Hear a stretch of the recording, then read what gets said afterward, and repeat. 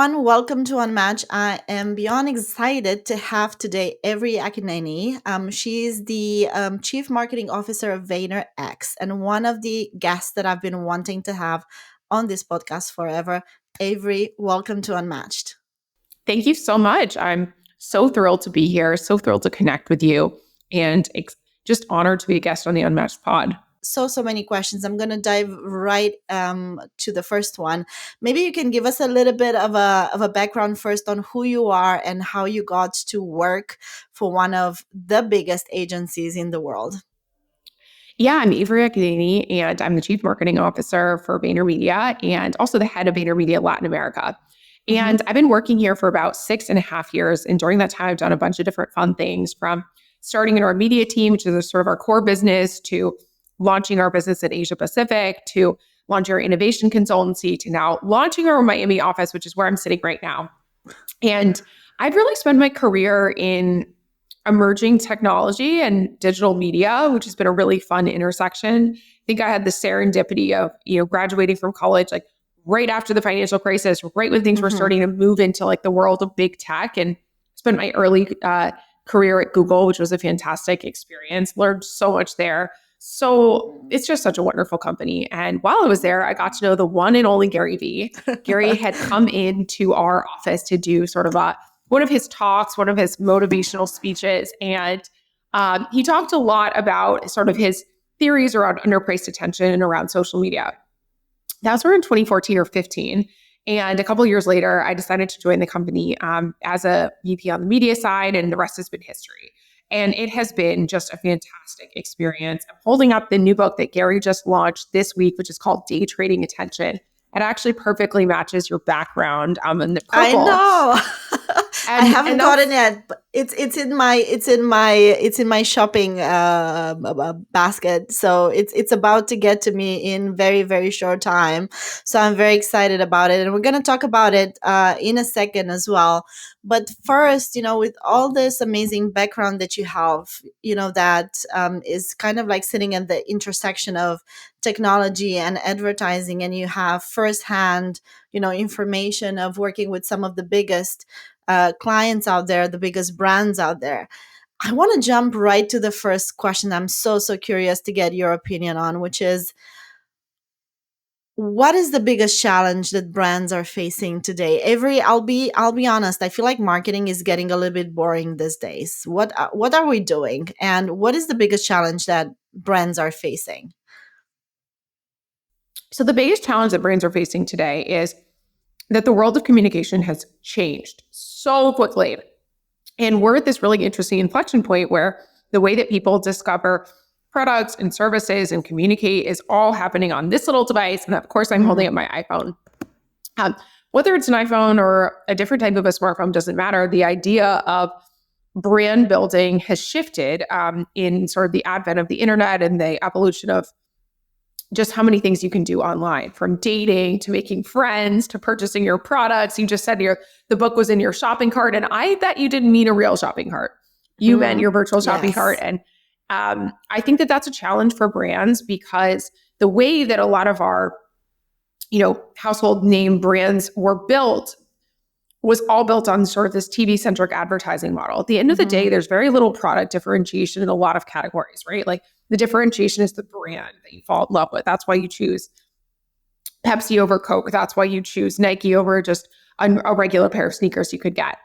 And a lot of that sort of brand building has been disrupted by social media. And now you see all of these new startup brands. It's Chamberlain Coffee instead of just Starbucks popping onto the scene. So I think that is a big challenge for marketers, is how do you communicate in this new world of social media marketing? And that's the thing we spend a lot of time talking about at Vayner. It's like, how do we help our clients, who tend to be Fortune 100 to 500 marketers, navigate this new world and build their brand, drive sales in a world that's changed from when they first entered it?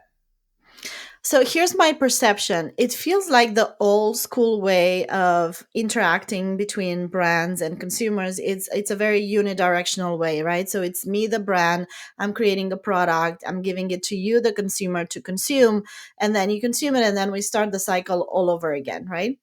But now it feels like that has shifted completely on its head. And then it's not just from me, the brand, to you, the consumer. It's actually the other way around. It's more like the consumer in this data driven economy is holding the power on culture, on, data, on, not to mention the fact that consumers are becoming the influencers. So like, where does brand loyalty sit there when we need to pay them to promote the brand? And when you scale that up to 8 billion people in the world that have access to the internet, it's a big question mark, right? So the question becomes, what are we missing? Like, what is the point that we're missing as brands, right? We talk a lot about, I think you guys talk a lot about, the fact that brands are missing the point about future and past, and we're forgetting about today. What is it today that we should be doing that we're not doing as brands? Yeah, if I had to think about what brands should be doing and are not doing today, the first thing would be organic social media. I think people think about social as a distribution channel and they think about it as an ad platform. That's why you see companies like Meta and TikTok and even X and YouTube, like they all have huge ad revenues. But when you see their organic strategy, what they post that isn't designed to be an ad, that's just sort of their day-to-day, that is such a low priority. It's insane. Like some of the biggest brands in the world, I actually have a call in an hour with one of the biggest grooming brands in the entire world in one of their most important regions. And they haven't posted on social organically since 2021. And they're like, Vayner, help us, figure out what we should be doing. I'm like, you don't have to hire us, but please, please, please think about taking your organic social media strategy seriously. And here's why. It's not just a driver of sales. It's a driver of relevance. It can be a driver of reach, and it can be a driver of insights. It's the first question that I would ask this client is like, oh, great. Where do you go to learn about your consumers? And they're like, oh, focus groups. I'm like, your focus group is 7 people. Your focus group is 70 people at a best case. What if I told you I can get 7 million people for you right now, dudes who are talking about grooming, and you can just go like, look at this and for free. And like, of course, that's the real power of social media. So I think that organic social media is the number one thing that brands are not really taking seriously that they should be. I love that, and it's such a good segue into the next point that I want to bring to the conversation, which is, it feels that brands are so over focused on the performance side of marketing that they tend to forget, to your point, that social media is more of a distribution channel for your brand identity. So you're supposed to be knowing what you are and who you are and what you're standing for, and then use social media as a platform to deliver that message effectively to your consumers, right? But it seems that we take the sort of, I think it's more actually the more difficult route, but it seems to be the easier route for companies in some ways, to just apply performance, strategies across the board and try to fix, the fact that they don't know who they are, or they forget, or they don't want to invest in that with just, paid ads everywhere. What's your point of view on that? I think that people think that advertising is only paid ads, and I don't think that it is. I think that there are so many different ways to communicate. There's earned, which is like PR style stuff. Even this, you could say, is an earned communication, right? I'm doing this podcast with you. You're not paying me. I'm not paying you. This is an earned thing that you reached out because you think that what we're doing is kind of interesting. So I put this in the bucket of earned. Then you have owned. So for us at VaynerMedia, that's our website. That's our organic social. That's our own things that we own, those brand communications, our merchandise, things like that. Even you could say like your building, right? Like, what does your building look like? That's also owned communication in a sense. And then you have paid, and that's ads. That's, what we're running from. We don't run promotional like ads like that from a paid perspective, but a lot of people, of course, do. So I think that owned, earned, paid framework and strategy is how I think about it. And I think that they need to work together. And if you're doing it right, what you're doing from an owned perspective feeds your earned and feeds your paid. You're like, okay, great. This is working organically. Let me amplify this with paid and really take it to the next level. If we've got, I'll just make an example. If we are deciding to do some type of an online like virtual event or something small, and we're like, wow, we just got like 100 CMOs to come to this. This is great. We might say like, okay, instead of just doing it from a own perspective, we're going to do a special dinner at a VIP restaurant or something like that. Let's take it up a notch. Let's film it. Let's sort of amplify it further. Then it sort of goes from that on to, what you could be considered paid or earned. So I think that's something that a lot of brands don't really think about because they're always like, oh, I have to hit this big number to start off with. Yeah, it seems to be the easy route, but for some reason, for many people, that's what they think is the more effective way. Where actually, what you're saying is, if you do your organic effectively, you're going to be just way more efficient with your investment on the paid side of things, right? Absolutely. Because you'll know something already worked. It's like, Yeah. instead of doing, and from a lot of my career, we test the ads, right? Like you don't want to spend $7 million on something that doesn't work, that people don't like. So you do this ad, like creative pre-testing. I'm like, yeah, but you could post this on organic social media and also get a free pre-test. So it's funny that you say that. Why do you think people don't do that? Why do you think brands are so, not eager to focus on that area more right now?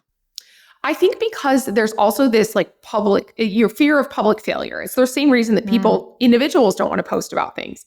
They're like, you're bold, you're doing your podcast, you're out there, you're sort of building your personal brand. I talk to a lot of people and they're like, well, what about if it only gets 100 views or something? I'm like, okay, yeah. and that means only 100 people saw it. So who cares?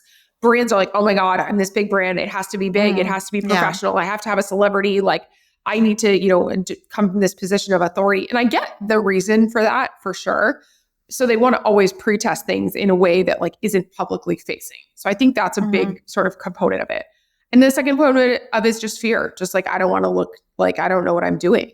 And the reality is that everybody starts with 0 followers and everybody starts with 0 subscribers. And social media is a meritocracy in this very transparent way. And for some people, that's awesome. That's the reason you see these TikTok stars go from 0 to famous in really rapid periods of time. But also, if you're a celebrity, you're not good at TikTok, then shoot, I'm a celebrity and I'm not good at TikTok. It's, you're kind of nervous. Yeah. Yeah.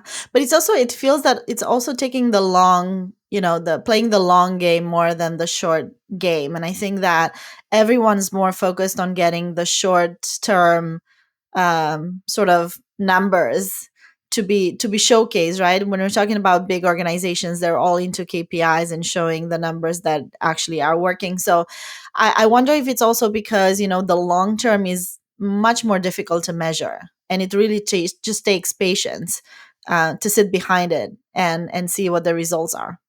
Yeah, exactly. I think you're right. In the advent of AI coming through, and I know that you are talking about this quite a lot, you've been very much involved with Vayner NFT, I think, as well, right? So you guys have been at the forefront of that, and I know that Gary has been a big proponent of that for a long time, and he was very early in the game as well. And I know that you talk a lot about how not just NFTs and Web3, but in general, AI is coming to supercharge our marketing efforts. Talk to us a little bit about how you see that coming into play today, versus tomorrow. I know that tomorrow we're kind of imagining a very science fiction-y sort of landscape, but what is actually working today that we should be doing? Absolutely. So I think AI is here today. People are like, oh, it's coming. I'm like, no, for one, AI is nothing new. If you think back to the Turing test, this has been decades of development. But it is here in a very big way. I use generative AI tools so much across my day-to-day to the point where I don't know what I did with before though. I don't want to remember that. So I think that's absolutely here. And NFTs and Web3, listen, I remain the biggest believer in digital currency, in digital assets, in digital collectibles, in digital items, because it's just the most natural and normal thing to me ever. That the same way that you own physical items, you're going to own digital items too. That just to me, that is written and it's very clear that, maybe they won't be thousands of dollars each, but people are going to own digital items and that will just be the way of the future. And, blockchain in particular has always been really interesting to me for the decentralized sort of component. And I think that we'll start to see that play out in some expected and some unexpected ways over the coming years. I do think that cycle got really hot for a minute and it just got sort of almost overhyped before the technology was fully ready for broader adoption. But I'm a huge believer in Web3. I'm a huge believer in NFTs and of crypto. It's going to come back. I mean, it is back. I think the crypto already is back. And having seen a couple of these cycles before, it always kind of goes in these cycles. And each cycle gets bigger and bigger and bigger. But, it is volatile, and it's not like somewhere you should put all of your retirement assets, right? Yeah. You need to calibrate appropriately. When it comes to AI, though, AI is politicized, but it is not financialized in the same way for consumers that what we're talking about with like NFTs and crypto is. NFTs and crypto can get into like gambling territory. AI, it is costing it. Obviously, there's tremendous cost involved, but that's more borne by enterprises. All those compute costs right now are not borne by consumers. They're really borne by the companies who are creating these models. So it's costing like the Metas and the Amazons and the OpenAIs and the Anthropics billions of dollars, but it's only costing consumers like $20 a month. So it hasn't been sort of weaponized in that way yet from a financial perspective, but it absolutely, there's so many different like threads on ethics and legal sides of things that we have to be super careful about. So as much as AI is absolutely here for me as a consumer, Avery as a human, it is not here in a way that VaynerMedia can comfortably use all these tools across work that we do that's public facing. Our master services agreements in our sort of standard ways of working with clients don't allow us to use tools where we don't fully understand the sourcing. And that inherently is we don't fully understand the sourcing of a lot of these large language models. And just this week, you've probably been following the sort of Scarlett Johansson remarks. A lot of that stuff happens a lot, and the brands that we work with certainly don't want us to do anything that puts their brands potentially at risk. So as much as I love it from a personal standpoint, we're using it for like automation of what I would call like repetitive tasks, but not yet sort of net new original thinking, just because there's still a lot of questions to be answered. Yeah, there's a lot of ethical implications about, the usage of these tools, right? And how transparent you have to be with consumers. Now, let me ask you this. Recently, Coca-Cola signed a huge agreement with Microsoft, right? And implicitly, I would assume with OpenAI, right? Because they're owned by Microsoft. And I think that I haven't picked up on a lot of conversation on this within the marketing industry. So it's been really, discussed in all the business media out there. We've seen it in all the big, journals and so on, articles all over the place. But I haven't picked up on big conversations in marketing about what that means. And the reason why I'm asking is it seems like brands right now, when they're looking at AI transformation and usage of AI within the company, they're looking at the tools, right? Available tools. And then there's obviously all the ethical implications and so on and so forth. But I believe that there's a much deeper implication to the transformation that is coming with AI, which has to do with how you are transforming your whole organization and how you're looking at every silo of the business across the board so that everything fits together like a puzzle. And also, how do you, upskill the people in the organization so that they fit in potentially new roles that are going to be brought by AI? How do you look at that? Yeah, absolutely. Well, I think if I was starting an agency today, I would start an agency based on AI. I would not like it's just like how there's always an era of something. If I was like Avery as a person is launching a new agency, it would be all about using AI. And my service agreements with clients would say, hey, I'm using this. And like, you have to be okay with that if you're signing this paperwork. Yeah. And that would be a different model. And that would probably have far fewer humans than we have at VaynerMedia. On an average account, we might have like 25 people working on the business, 25, 100 people working on the business. These are big brands. There's a lot of stuff that needs to be checked. A lot of strategy that goes into everything. So I would absolutely look into launching something with sort of a different parameters and different framework that leans into this with the focus on speed and agility and testing and technology. And I think that's sort of one direction. If you're like is an entrepreneur who can be a little bit more risk on, where I'm sitting today, I see this as a way that helps accelerate a lot of our capabilities. It also helps us be more cost effective, faster, more diverse, and, also allows us to be very differentiated in the fact that like AI doesn't have the context that like a human brain who's been working in advertising for 30 years does. Sure. And I think that human sort of thought, that human craft, AI doesn't have that. And like now that's really clients are paying for our brains and our strategy more so than the execution, because the execution in certain cases has gotten streamlined through AI. So that's kind of the tact that I think about it from my current position is like, really human critical thinking has never been more important. And with what we have right now, like that's really our value. Yeah, creativity, curiosity are all the things that we need to hone on right now because I think AI, as we say, are tools, they're there to help us supercharge whatever we're doing, but we shouldn't delegate the thinking, right? This is the big conversation. Don't delegate the thinking, don't delegate the creativity, the thinking out of the box. That's basically the stuff that we should be focusing on right now. How do you look at creator economy? Because that's a big one, right? And in the context of data ownership, which is also coming, consumers owning their own data, consumers becoming influencers, and influencers becoming massive because it's not just a handful of people anymore, like it used to be a few years ago, but literally everyone that has access to internet can become an influencer. How do you look at that big shift in relationship to brands?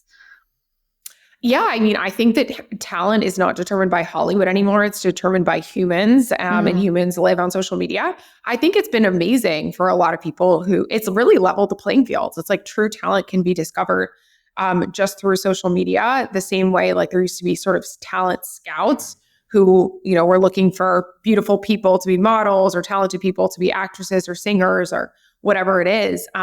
Now the internet really helps decide that. And, it's been going on for a while. I think that at least the last 10 years, this has sort of been happening. And now creators realize that they can not only be talent, but they can be businesses. And we're seeing this advent of the creator entrepreneur in a very big way. A lot of them launching businesses on places like Shopify. Mr. Beast is a great example. What he's done with Feastables. I was on a safari in Namibia over the holidays last year, and I about stopped dead in my tracks. Namibia has I think it's the least populated country in the world per, capita, because it's very expansive. It's a huge desert. And there was a gas station. We stopped and I was going to get a water or something. And there were Feastables there. And I was like, wow, Mr. Beast's candy bars are all the way in this remote place in Namibia. He's really doing it. He's really getting there. So I think he's a perfect example of what's possible through someone who isn't the most handsome, but he is the most, talented in getting people's attention and ultimately turning that into things like Beast Burger and Feastables and a number of the other things that he's done, which are just so incredibly attention grabbing. So I think that whole era of creator becoming entrepreneur is a very clear through line. And it is a threat to big brands because the big brands had this moat of distribution and of access to building their brands through advertising, like we talked about at the top of this podcast, right? They were the ones who could get people to see things through paid ads. Now anyone can through organic content. And Mr. Beast, of course, he spends money now, but he started off just doing these for free.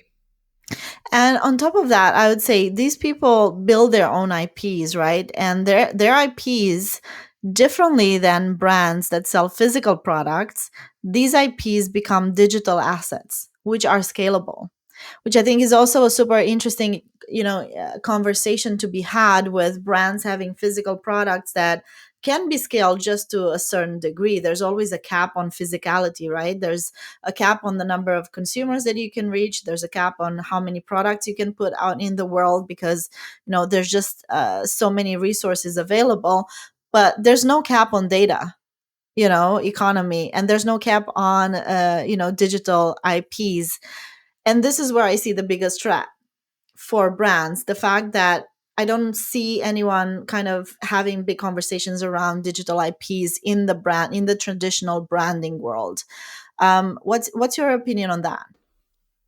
I think they are having conversations around their digital IPs, especially those who are sort of in the entertainment space. They've done a lot. They were very active in the world of sort of digital collectibles, whether it's Disney and what they've done or Warner Brothers. They've been all over that.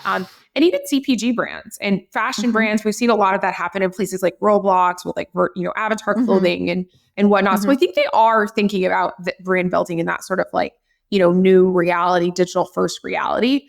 So I do think the big brands are playing there. Are they playing there as fast? No, because they're worried about their sort of core thing and what drives sales today. The way I think about this is like the classic marketer framework of 80-20. 80% of your budget and efforts and initiatives go towards the things that you know work, core. Yeah. And then 20% go to like those things that are a little bit more experimental that can actually help you get to that next unlock. But you have to always be like testing new things in order to feed that 80% of what works. Because that 80% of what works and 20% of like kind of like more innovation, like it changes over time, right? Some things stop working, some things you realize work well. Yeah, it's almost like blue sky thinking, but with a mindset that you have to fail at it. And some things you will succeed and some things will definitely fail. If we stay a little bit more on this topic of digital IPs, though, I know you mentioned roadblocks and, other different, sort of digital products available out there.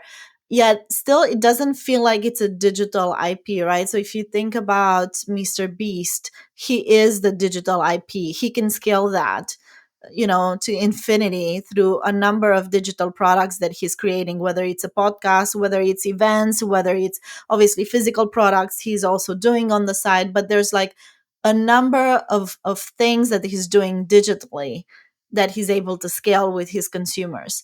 How can brands start to, play in that field as well? Or should they not? I think that brands should play in every field that makes sense for their vertical and for their category. And sometimes I think the most unexpected brand moves are the ones that like really get attention.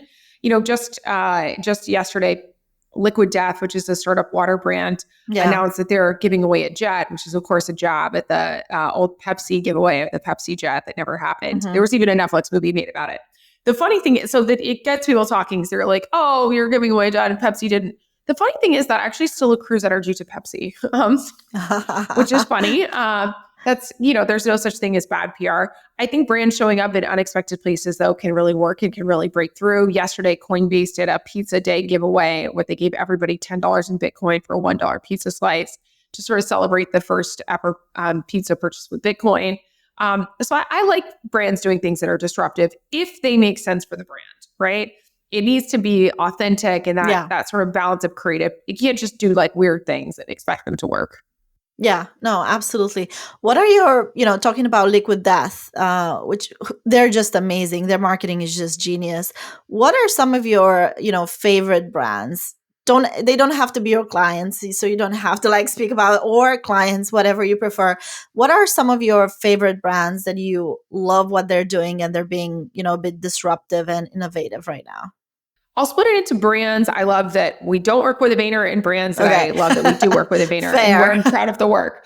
I'll say from just like a pure brand building perspective, I actually really like what Poppy has done. It's a prebiotic soda founded by a husband and wife in Austin, Texas, which I think, breaking through in that category is tough. And it's really nailed the visual branding. They really nailed the sort of messaging and really created a market for these prebiotic sodas in a way that's very impressive. And they've done a lot of that through social.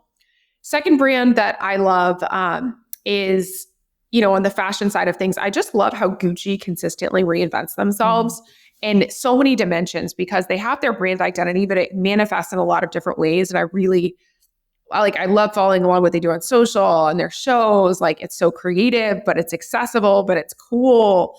And of course, it's still luxury. It's like they do that in a super nice way.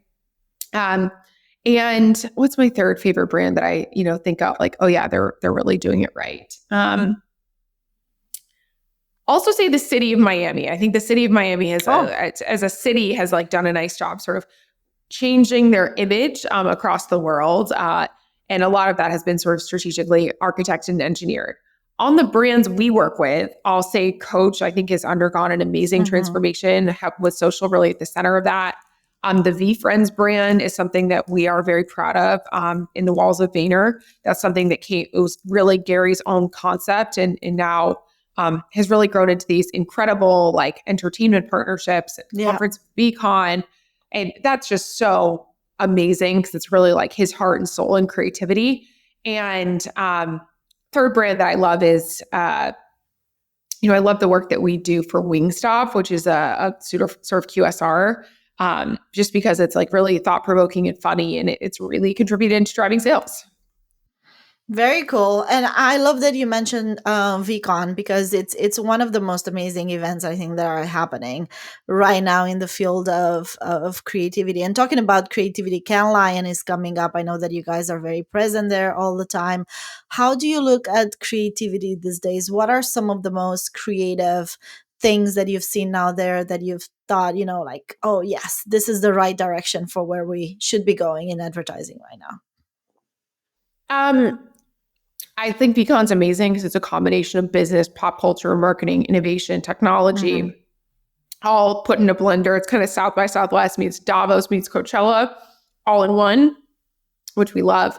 Can Lion is more of a traditional creative festival, but we try to add our own little spin to it, whether it's our melted disco balls or our staff uniforms. We try to have a little fun with it. So those are two that matter to us. I think that depending on what you're into, the different festivals matter. Stagecoach matters. Pride matters. F1 matters. Olympics matter. Like there's so many things that matter. So I wouldn't bucket it just sort of into one place where creativity happens. But I mean, Rolling Loud is here in Miami. I think there's a lot of super creative people who go to that. I look around at the outfits that those kids are wearing. I'm like, wow, this is a really cool spot. So I think that creativity is everywhere if you know where to look. That's true. And talking about Miami and F1 just recently, it was like a huge event, and you could see that really popping up everywhere. And that has been really amazing to follow. Let's come back to Gary's book, Day Trading Attention. And we've listened to Gary talk about it for a while now. So even before launching it, he's been teasing why he's writing the book and why this book is relevant. But take us through a little bit of why this moment in time is so, perfect for this book to come out.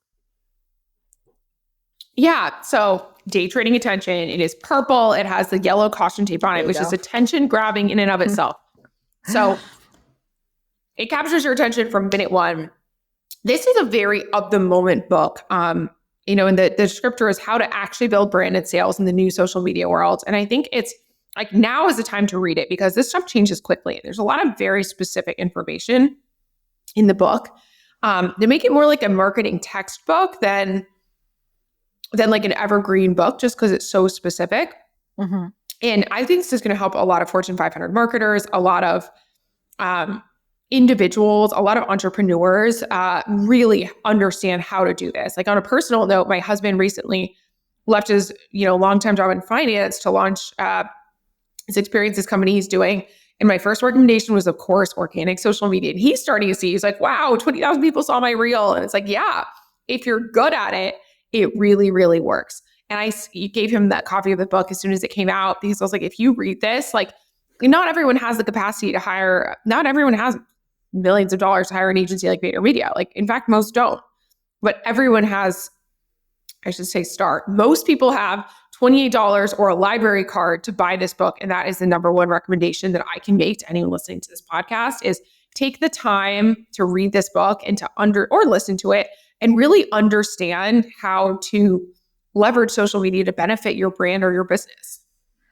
So if you'd give us your top 3 takeaways from the book, what would those be? Be a practitioner, get in the weeds yourself. Don't be afraid of change.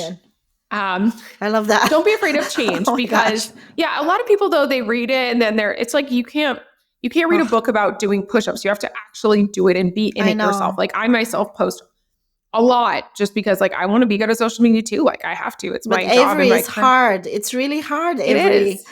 And it's you mentioned fear at the beginning. It's a lot of fear to be judged, right? To put yourself in the spotlight. I mean, I remember 3 years ago when I started this podcast, I was terrified I didn't want to be on video at the beginning. I just did it on audio because I just didn't want to see my face, and I felt so vulnerable. So I think it's so important. Being a practitioner is crucial to be a good marketer these days because you can't really talk about social media, building community, building a brand without doing it for yourself, right? 100%. And you know this, or your role in corporate marketing too. Like a lot of, even though it makes all the sense in the world, you're probably putting on your marketing hat and you're like, oh, I don't know about that. Mm-hmm. What about if we don't get a lot of impressions? So be a practitioner. You have to be a practitioner to really understand it. Second thing is be like adaptable to change because things do change a lot. Even in the book, Gary gives an example of like, he was talking about one thing at the beginning. He's like, as we're editing it, it already changed. So you have to be like resilient and adaptable to the fact that like change is the only constant and it's going to happen. And the third sort of takeaway for me that I think people will benefit from is understanding what we at Vayner call PAC, platforms and culture, is really the unlock to social. Because the platforms, like if you understand the features, like then you understand kind of like what gets their algorithm going burr, right? So you're like, oh, okay, reels are going to be better than a carousel. You post a carousel, 19 people see it. You post a reel, 19,000 people see it. You need to know that though. And like paying attention to the platform features is a good way to do that. But then you also have to marry with culture. What's in the zeitgeist? What's in the conversation? When those two things come together, that is the unlock. So those would be my 3 takeaways: is be a practitioner, be adaptable to change, and understand PAC. I love that. These are 3 very important things to actually focus on. And I would agree that that's definitely so crucial these days. You mentioned that there's so much change happening. And maybe I want to sort of finish the conversation on this note. There's so much changing and there's so much fear of not being able to keep up with everything that is going on, right? Which is then linked to the fear of being a practitioner. Is like, how do I keep up? And I want to have a life and I want to have a family or whatever. But this is just overwhelming, and it's taking it's taking over my whole identity at some point as a marketer. But then on the other side, there's a lot of things that actually don't change, right? Talk to us maybe very briefly about the things that don't ever change, that, like, yes, the algorithms are going to change. Social media platforms are going to change. 60 years ago, it was about magazines and TV and, MTV and whatever. And then it was internet, and then it was social media, and then it was Web3, whatever it comes, that's bound to change. But there's a lot of other things that don't change. What are those things? I think distinctive assets remain critical. In a sea of sameness, I was just sitting in a meeting where they were showing like a bunch of different chocolate brands, and they all have the same styling, right? They're like, how can you potentially differentiate yourself? And it's like, well, you have to do something. Just like to Liquid Death, you've got to do something different to break through. So I think distinctive assets continue to matter, whatever medium you're on, distinctive assets. Second is frequency. Frequency of message also really matters. Like reach and frequency, that is the most traditional thing, but it's what ultimately drives sales and business and ad recall and all of that. If you don't have enough frequency of a message, there won't be salience. And you have to repeat it. Even if you follow Gary's content, he repeats the same stuff a lot. You got to repeat it and repeat it and repeat it so people really understand it. So I think distinctive assets and reach and frequency are the things that are always going to matter. Yeah. And brand, right? I mean, the power of brand, that seems to sort of be the thing that never changes. People seem to connect to that. People will connect to it. People will pay more for it. Brand is like the one thing that you can, take. And I've seen this because I've spent so much of my career working in CPG. It's the logo on the jar, it's not the product inside. The formulation is the same. It's really a logo on the rock. This research when they gave kids the rocks, and some rocks had like an image on it, and the other one didn't have anything. The kids obviously picked the one with the image. That's what it is. Exactly. We're just so wired to try to connect with brands. Even I know this in my mind about the formulation, and I buy the expensive face cream. I don't know why. It doesn't even make sense, but I want it. Because you automatically think that it's probably better. So, in your mind, you do the thinking. Exactly. Even though I know it isn't, I'm like, I'm still buying it. I like the jar or whatever. Avery, thank you so much for this. This was a super valuable conversation. I really appreciate your time and being on the pod. And I'm really hoping to speak to you again soon. Thank you so much. Thank you. It was such a pleasure to chat with you, and Unmatched Pod community. Thank you for having me.